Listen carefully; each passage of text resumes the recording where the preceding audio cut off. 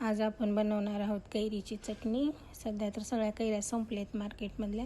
आमच्या शेजारच्या काकूने दिल्या होत्या 2, तर त्याची चटणी बनवणार आहे मी आज। त्याच्यासाठी एक कांदा कापून घ्यायचा, कांदा, कोथिंबीर, लसूण आणि एक मिरची हे सगळं बारीक कापून घ्यायचं। त्याच्यानंतर एक मिक्सरचं भांडं घ्यायचं, त्याच्यामध्ये हे सगळं टाकायचं मिक्सरच्या भांड्यामध्ये। लसूण, मिरची, कांदा, कोथिंबीर आणि कैरी।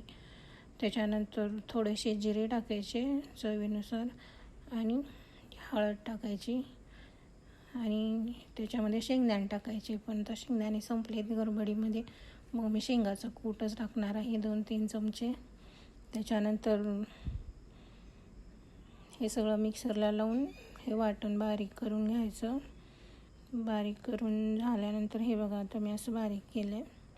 बारीक करून झाल्यानंतर हे सगळं वाटीमध्ये काढून घ्यायचं आणि अशी छान अशी कैरीची चटणी तयार झाली आहे। तुम्ही पाहू शकता, खूप छान। कैरीच्या चटणीची रेसिपी कशी वाटली नक्की कमेंट करून सांगा आणि आपल्या चॅनलला लाईक आणि सबस्क्राईब करा।